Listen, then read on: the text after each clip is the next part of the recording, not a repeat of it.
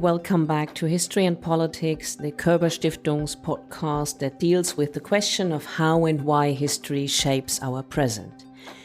My name is Gabriele Wojdelko, as you probably know, and it's my pleasure to welcome Katja Hoyer and Oliver Moody, the hosts of our special podcast series on the new Germany. We have already reached episode number 5, and today it's all about the famous German Schuldenangst. Who better to discuss this with than Philippa Sigl-Glöckner, Managing Director of Dezernat Zukunft. And now, that's all from my side, and over to you, Katja and Oliver.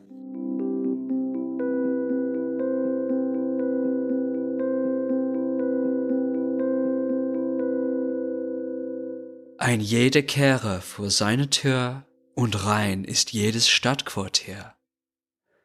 Let each person sweep their own doorstep, and every part of the city will be clean. So wrote Germany's national poet Johann Wolfgang von Goethe in his Psalm Xenien, a collection of folk wisdom. And so said Angela Merkel on the global economy on the eve of the pandemic. The message being, if everyone looked after their state finances as responsibly as Germany does, the world would be a better and more prosperous place. Germany's thing for economic discipline is almost proverbial. The black zero, standing for a balanced state budget, is a national symbol. Strict constraints on public borrowing are enshrined in the country's constitution, and they are overwhelmingly popular. Across the road from my office in Berlin, the German Taxpayers Federation has rigged up a giant digital board showing how the national debt ticks upwards with every passing second. But where does this horror of indebtedness come from? Is it really a deep-rooted German tradition? Does it actually benefit the country? And most importantly, as Europe staggers from one crisis to the next, and the state finds itself pouring hundreds of billions into pandemic rescue funds, gas bills and weaponry, how much longer can it go on? You're listening to The New Germany, a series from the Körber-Stiftung's History and Politics podcast about how the country is rising to the enormous challenges of the present, or belly flopping under the bar. My name is Katja Hoyer, and I'm a German historian and writer based in Britain. And I'm Oliver Moody, a British journalist in Berlin. Katja, have you ever fancied yourself as a Swabian housewife? I can't say that I have. I don't really have the patience to eat Maultaschen dumplings, let alone to make them. How about you? Mercifully, I can't quite picture you in a pinafore chopping up unspeakable parts of a pig. Oh, I don't know, but I certainly can't imagine Angela Merkel doing that. But the Schwäbische Hausfrau has been something like the mascot of fiscal prudence in Germany, ever since Merkel conjured her up to denounce the evils of public borrowing in 2008 during the early days of the Eurozone debt crisis. You could simply have asked the Swabian housewife, Merkel told the CDU party conference in Stuttgart, and she would have given us a pearl of worldly wisdom. You cannot live beyond your means for long. And as a British person, this really reminds me of Margaret Thatcher, the grocer's daughter from Grantham, likening the British state finances to her father's accounting ledger back in her childhood home. But by the way, do you know how Swabian matriarchs used to make sure their prospective daughters-in-law were good enough to marry their sons? Let me guess, they tested them on the works of Friedrich Hayek? Strangely, they did not. They would actually give the poor girl a piece of cheese and watch what she did with the rind. Because if she ate it, she was too vulgar. But if she cut it off, she was wasting too much cheese. So you wanted a bride who would just very carefully and precisely pare the rind away in this kind of Goldilocks fashion. As the old German saying has it, der größte Schatz für einen Mann ist eine Frau, die sparen kann. The greatest treasure for a man is a wife who can save money. All right, Friedrich Schiller. That's quite enough moralising German folk rhymes for one day, I think. For once, I agree with you. But the Swabian housewife seems to encapsulate this notion Germany has of itself as a nation of thrifty households under a thrifty government. And we'll explore a little later how well that image actually corresponds to reality. But at any rate, it appears to be part of the national mythology. For example, the Sparkassen, the regional savings banks, have a legal duty to promote saving in schools. And there's even a travelling exhibition called Schulden sind doof und machen krank. Debt is dumb and makes you ill. And as a non-German, I'm really interested to hear what you think the deep cultural background of this all is, because there's one theory that it's got something to do with Lutheran Protestantism. There's a economist at Trier University who published a paper that found that during the European debt crisis, the turmoil had a significantly bigger impact on the happiness of Protestants in Germany than on any other religious or non-religious group. And in another paper, he suggested that MPs from the centre-right Christian parties were more likely to vote against the Greek bailouts if they had a larger percentage of Protestants in their constituency.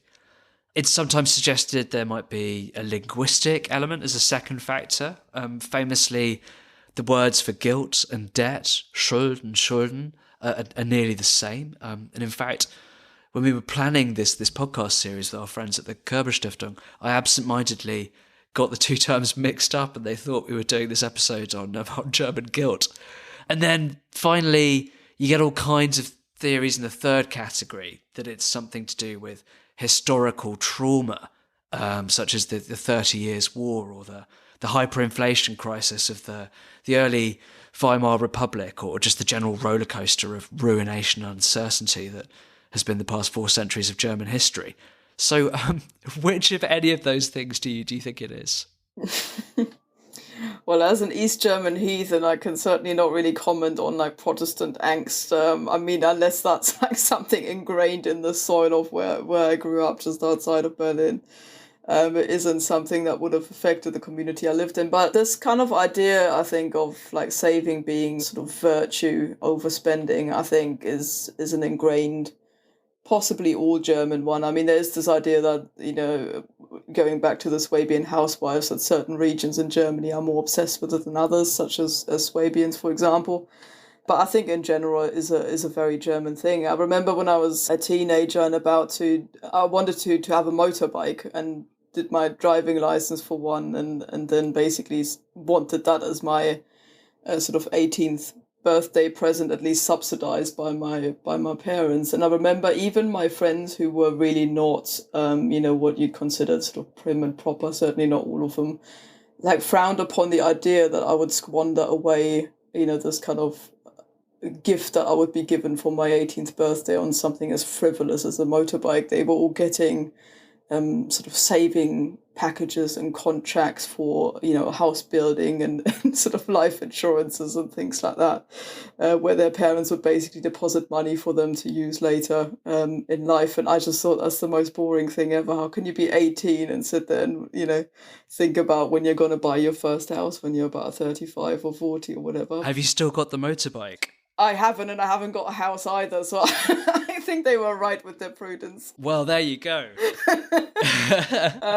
So, yeah, there you go. I suppose there's something in that, but it is a very interesting thing that even with, children or young people, it's already ingrained in you that saving is the way to go. So I would argue there is a cultural component to that, and whether that's reflected in the linguistics or in the history or in the various religious connotations, I don't know where that exactly comes from, but it's certainly there, I would say. And I think that as we've seen with the Swabian housewife metaphor and also with Margaret Thatcher, there's a real tendency to conflate private debt with national debt, even though they're subject to very different economic rules in some ways. So please can you just walk us through a quick tour of where Germany's modern attitudes to public borrowing come from? Oh, I mean, where do you start? Something that springs to mind, if we want to go all that far back, is that Veit Ludwig von Seckendorf, with the beautiful name that he had, wrote a sort of works in 1655 called Der Deutsche Fürstenstaat, which you could argue was the first German work of economics, in which he basically warned the princes that uncontrolled borrowing would be bad for sort of state expenditure. And in that respect, even before Germany actually existed as a nation state, you already have this idea that those in power mustn't overspend. And the same theme is carried through to such illustrious figures as Frederick the Great, who was also quite well known for his fiscal restraint and for making that a policy. He famously kind of lived by the motto, denn eine reiche Regierung kann und muss den Untertanen helfen, eine verschuldete aber kann niemandem beistehen. Which basically means that a rich government can help its people whilst one that is in deep debt can't help anybody. And that's, I think, a sort of motto that carried on, sort of through the centuries, if you will. You also had going forward to the 19th century, you had sort of, banks who began to link private spending and public spending together, making it sort of a virtue for individual people to save money as well as the state to do the same thing. And people were, in times of war and in times of peace, actually constantly encouraged to improve the fortunes of the state, by sort of not squandering the money and ensuring that state finances would be in a healthy state. One thing that I found particularly interesting when I researched for my first book, Blood and Iron, was that even when Germany was founded in 1871 on the back of the Franco-Prussian War, the money that came out of that, so the reparations that France had to pay, came in actual gold coins. So basically, you had actual chests of gold, which those reparations were kind of deposited in, and they were taken to Spandau and put in the Julius-Turm in the Julius Tower. And it was said that even at the time, this kind of feature quite large in the imagination of the people. You've got this sort of fort, with chests of gold in it, which was kept there literally as a war chest. But of course, the idea that wouldn't be spent until you go to war was there, and it was used in the build-up to the First World War as well, and in terms of, we've got the money, we can go to war, but of course it wasn't anywhere near in the vicinity of what was actually needed to fund the First World War. I mean, how did it work out for the German Empire? How many kind of shells did all those French gold coins buy in the end? Well, I tried to sort of calculate that at the time because that intrigued me as well when I wrote the book, and I think I came up with a figure that had lasted just a mere few days really into the First World War, which of course lasted 4 years. So it really didn't do what it said on the chest. I mean, that just sounds to me like completely the opposite. A parable that shows completely the opposite of what it's supposed to show, right? Which is that actually they'd have been vastly better off if they'd invested that money instead of just leaving it in a tower in a cistern on the outskirts of Berlin. But yet that metaphor lasted. I mean, it's interesting that the term Julius-Turm, was used in West German politics in particular after the Second World War still as a metaphor for, we're putting money away, we're saving it. And anytime the state was that sort of expenditure left in the bank as opposed to creating debt, it called that a Julius-Turm. So this idea of having the war chest still in the tower was there and it lasted. So since we've got onto the First World War and we've already alluded to the hyperinflation crisis of 1921 to 1923, tell us a bit about that. Was it really the kind of nation-defining trauma that it's sometimes made out to be, or could one make a case that actually the real hammer to the German 20th century was the Wall Street crash, sort of 6 years or 7 years down the line?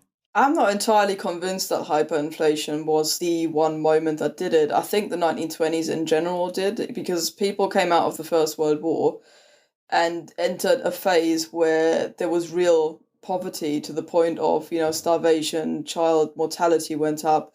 It was basically a huge, immense drop in living standards from just 4 or 5 years before in 1914. And I think that collapsed into economic instability when 1914 suddenly seemed as a time of stability and kind of high living standards, even though that's not entirely true either, was what created this impression in people's minds, not hyperinflation specifically.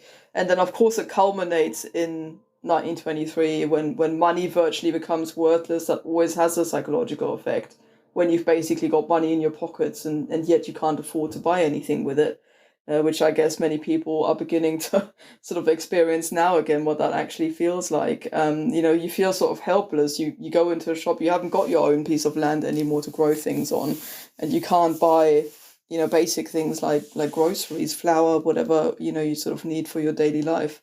And the Wall Street crash, I think, sort of perpetuated this idea of you being at the mercy of economic tides. But I think it also created the angst in the minds of politicians, because in many ways hyperinflation seemed fixable because of the way that American loans came in after that to stabilize the economy, whilst the Wall Street crash is seen as one of the key factors why the Nazis came into power, which then of course led to all of the huge catastrophes that emanated from that for Germany. So I think in many ways what stuck in people's minds is that entire time period as a time of economic calamity, and that the fallout from that was the biggest war that the world had ever seen, and the genocide, the Holocaust that came with it as well. And all of that, I think, is mixed into the same kind of psychological whole, not kind of those two events just on their own. So do you think that all of this post-war turned Germany into a nation of thrifty Swabian housewives as they were trying to avoid these calamities into the future? I mean, yeah. Nein, jein. I think you've got to go back to this distinction between private savings and public fiscal restraint being very different beasts in reality. So in terms of household savings, if you go back to 2019, which is the last year before the pandemic and all the associated fiscal stimulus does very strange things to private finances, German households saved 18.3% of their income, which is a lot. It's the highest level in the EU, although the Dutch and the Swedes are not a long way behind. But then if you look at the record of post-war Germany on public borrowing, it's unremarkable, to put it mildly. So the founder of the post-war social market economy, Ludwig Erhard, had a kind of Reaganite, borderline Liz Truss horror of the large state. He described the sort of senseless and soulless termite state with its depersonalization of humanity, that social democracy, in case it's unclear. He called state spending a parasite on the body national. And you had a period in the mid-1950s when Fritz Schäfer, Konrad Adenauer's finance minister, did actually put the government budget in surplus for 5 years in a row. And those were the Julius-Turm budgets you were talking about earlier. That metaphor really did carry through. But there weren't very many more of those. In fact, the last West German finance minister who balanced the books until very recently was Franz Josef Strauss in 1969. And then if you go forward to German reunification, there's absolutely massive public debts incurred, and then they're trying to curb the deficit at the end of the 1990s. And then you get this great story about the rock star finance minister. Would you like to hear it? Go on, of course I do. So this is Hans Eichel, who had earned himself the nickname Sparkommissar, the commissar of saving, in his native state of Hesse. He's also nicknamed the paperclip with glasses. And he was so good at saving public money that he was brought in by the Chancellor Gerhard Schröder for this austerity drive in 1999. And for a couple of years, he really wrestles down the budget with all of these initiatives. And to trumpet this, Eichel's finance ministry hires a rock band called Decibel from Berlin to write a song about him with the title Er, wer sonst, he, who else. And I've tried to translate some of the lyrics here into rhyming English. His pockets, they aren't full of dough. He doesn't spend like a hero. He'll meet you over a pint of beer or chips from the fast food joint here. He is thrifty, diligent, and sometimes accommodating. He, who else? And sadly, I couldn't dig up a recording of this song. But I did find a satirical tune by the German satirist Reinhard Graeber about how Hans Eichel named all of his daughters Hans in order to save on business cards. Töchter heißen alle Hans, das spart Visitenkarten, sparen geht uns alle an. In unserem Portemonnaie ist ein Loch.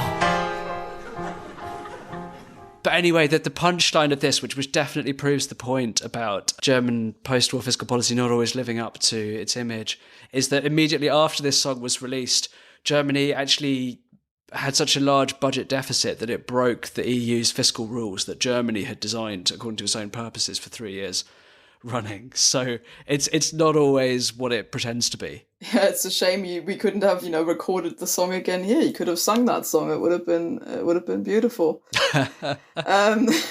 Well, I'm afraid it's not all rock star kind of glamour going forwards from there on. You do get a brief period where Pierre Steinbrück, the finance minister at the time, developed the first balanced budget again for almost half a century in 2007, and everybody got very excited about it.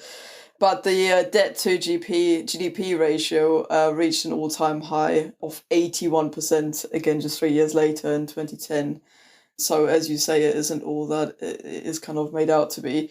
In order to try and deal with this in some capacity, and also because of this kind of obsession that we just talked about with saving throughout the centuries that hasn't really gone away, you end up with a debt brake being written into the constitution in 2009. And it's interesting that this was done by a huge majority in the Bundestag, so signed off by various political parties, which you do not often see, I would argue, in other countries, where basically from the left to the right, you have people agreeing that kind of fiscal prudence should be part of the constitution, which is kind of quite an extreme idea. Although we should say that this isn't an entirely German idea as such. It's loosely inspired on something that Switzerland had done before. Again, maybe that's not overly surprising given that the Swiss have also got a reputation for financial prudence, and it's not quite as stringent as the Swiss version either, which obliges actually the government to pay back any borrowing, whilst the German federal government is only prohibited from running a deficit of more than 0.35% of GDP. You then end up with a run of surpluses again from 2012 to 2019. But as we were just saying, the pandemic ended up doing very strange and quite calamitous things to the economy and to public spending in particular. Yeah. And the debt brake is not as rigid as it might sound. There's a mechanism built into it that allows it to be suspended during economic emergencies, which as you just kind of hinted at, Merkel and Olaf Scholz, her finance minister at the time, used during the pandemic. And it's now been brought back into action. But since the Russian invasion of Ukraine last February, the government has used another ingenious trick to borrow a sum of money that's actually equivalent to the entire annual economic output of Romania or the Czech Republic. 100 billion for modernising the armed forces and up to 200 billion for cushioning the blow from last year's rise in energy bills. Yeah, and it does this through a tool known as the Sondervermögen, or special fund, a sort of war chest, and here we have it again, raised from the markets for a limited time and a specific purpose. The idea is basically that it's a separate thing from normal government spending, and so it doesn't really officially count when you're balancing the books. But, and this is a kind of interesting but, it's not clear whether this will be enough to deal with the consequences of the Zeitenwende or turning point that Scholz declared last February. The German defense minister has just been openly lobbying his boss to increase the regular military budget, and the Germany's industry is clamoring for green technology subsidies to match those on offer from the Biden administration in the US. And so I think that the really central question is, could the Zeitenwende also disrupt Germany's economic policies, just as it has already upset Berlin's foreign and security policies? And I think we should ask an expert. Our guest today is Philippa Sigl-Glöckner, Director of Dezernat Zukunft, or the Department of the Future, an economics think tank in Berlin. Philippa's previous jobs include spells at the World Bank and the German Federal Finance Ministry under Olaf Scholz, where she worked closely with Wolfgang Schmidt, who is now head of Scholz's chancellery. As a well-connected member of the Social Democratic Party and a prominent critic of the debt brake, she has both an insider's and an outsider's perspective on Germany's approach on balancing the books. Philippa, welcome to the New Germany. Thank you for having me. Philippa, let's start with a very broad question indeed. Where do you see the historical roots of this very broad scepticism of public borrowing in Germany? When did it start to become a thing, in your view? I think it's been a thing for a while. If you trace back the history of the debt brake, it didn't come out of nowhere. But I do have some doubts when people say, this is all rooted in the hyperinflation that we experienced in the early 1920s. I think that ascribes a lot of collective memory to the public and to how they form their political opinions. I think it's more something that's been driven for good political reasons by certain political players that have kind of reinforced that theme in different ways. And I wonder if there is a psychological component to it, though, for lack of a better word. So is it possible to compare that to thinking about private debt? Is it possible to talk about a sort of general aversion to debt? And if so, where does that come from? Yeah, I find that a very, very difficult one. First of all, because being averse to government debt is actually not that unique to Germany. I mean, if you look at the US, for instance, in the Clinton years, he had a big political play on reducing the deficit. Now, Biden, with the Inflation Reduction Act, spending a lot of money, is making a claim that this is reducing the deficits. I'm not that sure it's so unique. And then also to assume or pin down these very, very complex things like, the public deficit on inherent cultural differences, I find difficult. That said, maybe where there is one difference, and I think it's quite notable in comparison to the US, for instance, we in Germany, I think, do feel a lot less comfortable with this, let's just run the economy hard, let's just do whatever we can and be entrepreneurial. If that requires taking on a loan, who really cares? If my income is going well, I'll buy a car on a loan, I'll take on student debt. That's not a thing in Germany.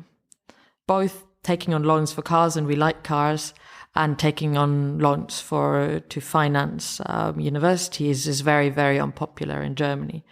So there's probably something to it, but I would be very careful to extrapolate from that to general preferences about fiscal policy. You spoke a moment ago about how political actors can have a pretty significant effect on shaping discourse about debt in Germany.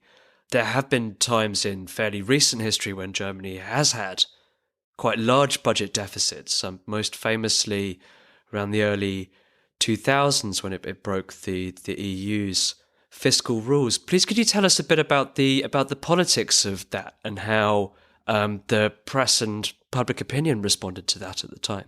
Yeah, so that was in the Schröder years when he was also doing his big reforms, and actually, had quite a staunch opinion on not at the same time having sharp fiscal consolidation, because he said, I can't do these structural reforms and at the same time depress the economy.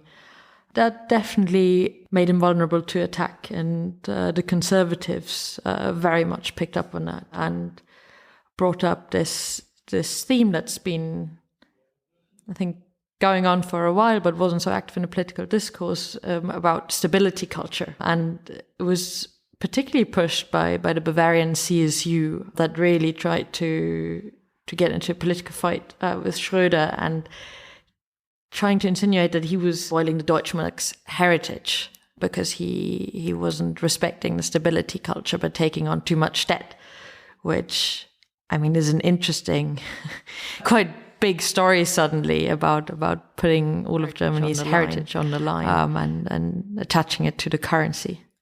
Well, and you touched upon the idea that there is kind of like a story or an accepted narrative or kind of like an idea as to what German fiscal spending and policy should be like.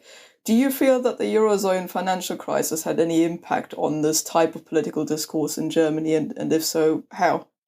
Yeah, that definitely had massive impact. I mean, this is also where I now switch from, reading the history books and the press reports to having my own active memories. And that made a big difference because it's always very different when it's about other countries, right? And in the southern countries in Europe, we were always a bit worried about them not being serious enough about stability of the currency, being prudent enough in their fiscal policy. So I think when the debt crisis came around, that proved everything, that the skeptics were were warning about. And it's much easier when you don't see also the effect certain policies have to be a lot stricter about it. I don't think if we had that austerity that we imposed on other countries in Germany, we would have been that vicious. And it got quite a religious touch in a way. They have to pay for their sins. And even today, I think when you talk to people about Italy and even people who would, describe themselves as pro-European and progressive, there's still a lot of this notion of they have to pay for their sins, which is particularly ironic given that Italy's been running a primary surplus for longer than Germany. So you really, really see how it's become a debate that's been a bit removed from reality and has become very, very political, very emotional. I think most listeners, including those in the UK and the US, would intuitively understand the kind of basic economic case for balancing the budget. I don't think we need to rehearse the arguments there. But what is very interesting in Germany's case is that this obligation to balance the budget, or very nearly to do so, has been written into the constitution. Why was that in political terms? But also, what are the kind of fiscal or economic arguments for a government tying the hands of the state in this manner? Yeah, there's a lot in this question. So maybe briefly on the economics, and I think this is really about political economy rather than economics. And then I'm going to try and disentangle why I think the debt brake ended up in the constitution. So the political economy argument was that politicians want to spend money so that they can give all the nice gifts to the electorate they need to get into office and stay in office. And that was very much the argument that was pushed. On the economic front, it's actually a lot trickier, I think, to make a stringent case of why you need a one-sided rule. So a rule that tells you shouldn't be spending too much, because you can also underspend, you can underinvest, and you can depress your own economy. So I think that's a lot harder. What they said when they justified the debt brake and its introduction was, well, Germany is aging, so we want to save money to make sure that the budget kind of stays all right for a shrinking population, shrinking tax base, and when we're paying more pensions. But that argument, again, I think is quite shaky, because what do you need to do to look after an economy which has an aging population? You need to make sure that everybody who can works and earns a salary that's high enough to pay for their pension. So I think really the most stringent argument is the political economy one, and then you just have to look empirically whether that's wrong, and politicians have a tendency to always overspend. There has actually been quite a bit of academic work on this, and it doesn't hold up. So it can go either way. On the arguments introduced at the time, what's really interesting is that it's a huge mix of things, and disentangling them in the bill that introduces the changes to put the debt brake in its current form in the constitution. It really takes quite a while to dissect what's in there. So it's a bit about incentives, it's a bit about the aging population, intergenerational justice, without, interestingly enough, justifying it, which I think it needs, because, if you underinvest in your education system and your transport system, all the effects we see today, that has little to do with intergenerational justice. And then another justification is the European fiscal rules that are claimed to have forced us to introduce the debt brake in that form. Actually, when you look a bit more closely, that doesn't quite hold up. We interpreted the European fiscal rules in the strictest possible way and then put that in the constitution. So I think that's a very particular German interpretation. And then the last one, and that's sometimes forgotten, is that we had a long-standing issue with our existing fiscal rule. So we actually had a fiscal rule in the constitution which allowed for investments but was misdesigned in a certain way, and the constitutional courts had complained about this twice already. So it's not like it came completely out of nowhere, but still that it happened in 2009, I think, was due to quite special factors in the end. If I can ask a quick follow-up question, is there also a case that it sends out some kind of signal to the bond markets that the Lannisters always pay their debts, and thereby perhaps the idea might be that it gives Germany a certain kind of premium on the cost of its public borrowing? That is an argument that I've heard in recent times. It's not an argument that seems to have been particularly prominent at the time. I also wonder to what extent it was a worry, because actually when you're in crisis times, countries like Germany tend to benefit and pay lower interest rates because investors are looking for a safe haven for their money. So I'm not sure how much of a worry that was and whether one felt one really, really needed that. Maybe it was an additional justification. But I've heard this more in recent times as one of the reasons of why we shouldn't reform the debt brake. And speaking of reforming the debt brake, and maybe to move a little bit from the sort of theoretical arguments about it into its practical implications, what have been the downsides, would you say, of the debt brake?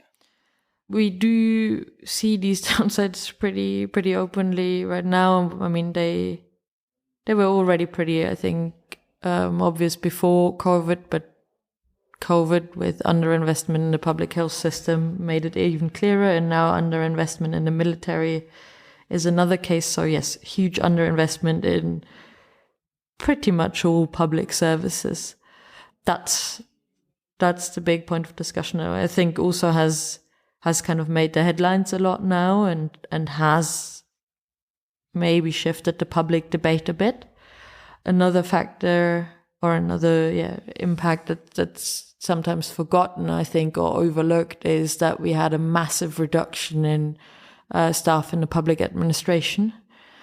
You know, maybe in some aspects justified. I don't want to say that's generally impossible, but we do see it at the local level, you know, in planning administration, in public services. We basically just don't have the people to make all the decisions we need to make, and it takes 2 years to get, a renovation in a building approved. When we just built LNG terminals in record time, people did calculations of how many staff we would need in public administration to do everything at that speed, and the numbers they came up with, were pretty scary. So I think generally big underinvestment and a huge lack of capacity now in the public sector. To bring the kind of Zeitenwende and the fiscal policy discussion together, it's been an interesting few years with the debt brake because it was suspended to allow the state to deal with the economic shock from the pandemic, but now, since the Russian invasion of Ukraine, the government has chosen to step back down on the debt brake. And yet at the same time, it's also given itself room to borrow up to 300 billion in these so-called special funds for things like subsidizing energy bills and investing in defense. And yet at the same time, there's clearly a lot more pressure on the government to increase the structural spending, the kind of basic annual budget, not least on defense. So I'm curious to know whether you think that this way of dealing with borrowing is really sustainable, and whether the Zeitenwende is ultimately going to make itself felt in economic policy as well. I think it's definitely not sustainable in that sense that we run into a problem with the fiscal rule. We didn't only start these big deficits with special vehicles funding the military, but actually already in COVID. And the way that the current government managed to find all the money they needed for all their various coalition projects was by changing the accounting rules under the debt brake, which allowed them to basically take on lots of debt in the COVID years where the fiscal rule was suspended and then stash it away in their back pocket and use it for further years. And the Conservatives have gone to court over this, Constitutional Court. And we haven't gotten a final ruling yet, but in like a preliminary decision, the Constitutional Court already indicated they have a problem with changing the accounting rule, that in a way that you can just stash away funds for later years. And I'm not a lawyer, but I can't see the economic rationale for explaining this change in the accounting rule. So I think we will get a problem with this.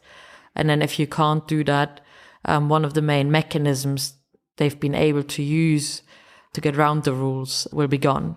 So that will be a big problem.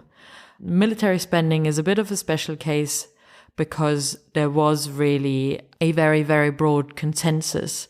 So they also got the Conservatives on board for this, to increase military spending, and hence they could actually do it outside the debt brake because they got a large majority and they could do a special purpose vehicle for this outside, which is properly outside the debt brake.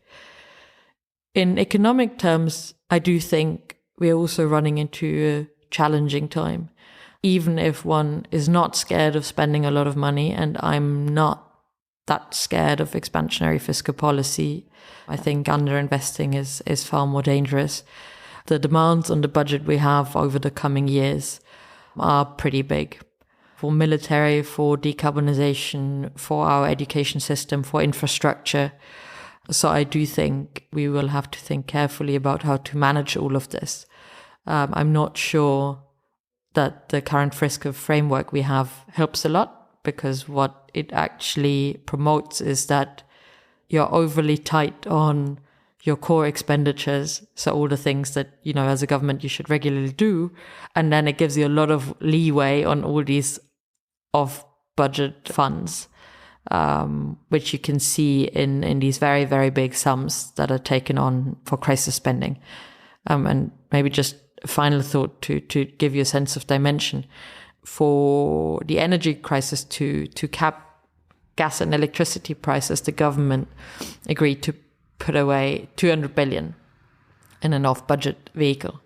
On the other hand, we're not willing to spend 10-15 billion on the education system, which it really, really badly needs. We don't have enough teachers in schools at the moment. So it really shows you how it's getting pretty schizophrenic between big crisis spending and then quite small spending on important structural issues. So if the current fiscal framework isn't really working, and there seem to be a lot of ways around the debt brake in any event, and also it doesn't look as if the crises that we're seeing at the moment, particularly the economic fallouts, are going to go away anytime soon, does it really make sense to cling on to the debt brake? It may surprise you, I think yes, for a couple of reasons. I think it should be reformed, but actually I think removing the debt brake from the constitution right now would erode public trust. Fiscal policy is a lot about trust. Do people think the government is doing the right thing? Do they think their currency is valuable? All of that. In Germany, the political discourse has been such that everybody's equated responsible fiscal policy with sticking to the debt brake. So I think removing it today or tomorrow would be a problem. I also actually don't think that the debt brake stands in the way of more reasonable fiscal policy. Because as you said at the beginning, it's not a fixed deficit ceiling. It actually allows you to spend more if the economy is running under capacity. It then tells you to save money when the economy is running over capacity, when you have inflation because there's so much demand, you have no unemployed people in the labor market. So, you can't fire up the economy even more. And that principle is actually kind of sensible. It is the natural speed limit of an economy. So in my view, it would be a lot more sensible to reform how we calculate whether the economy is over or under potential, because the way they do that today is problematic, than to kick the debt brake out of the constitution straight away. Maybe in a couple of years, if also, notion has changed in people's heads and they don't tie fiscal responsibility so much to it anymore, it's a different discussion. But I think where we are today, reforming the key problem inside the debt brake rather than taking it out of the constitution would make a lot more sense. And if our listeners would like to follow the arguments that you've been making about Germany's fiscal policy in greater detail, is there anywhere that they can read your work in English? Yes, they actually can. On our website, which you may have to put somewhere in writing because it's kind of hard to spell for an English person, Dezernat, Zukunft.org. But we have actually translated all of our major papers on fiscal policy. So there's one on a new fiscal policy for Germany and one on the cyclical component of the debt brake, if you really, really like to get into the nitty-gritty of what's going on here. But it also does have a bit of the quite interesting history, actually, of the debt brake. And yeah, what I think we included what happened in 2009 and how this thing ended up in the constitution which was a bit of a surprise to a lot of people. We'll put a link to the website in our show notes. Philippa, thank you very much indeed for coming on The New Germany and giving us such lucid and thoughtful answers. Thank you very much for having me. Thank you as always to our listeners. We would very much like to hear your comments, whether positive or negative, although preferably no bags of dog dirt, please. We're not ballet critics. You can find us on Twitter, if Elon Musk hasn't set fire to the whole thing by the time the episode comes out, at Hoyer_cat and at Oliver N. Moody. And thank you also to our endlessly patient hosts at the Körber-Stiftung and its history and politics section. Indeed. So long from Sussex. And beehren Sie uns bald wieder. Goodbye from Berlin.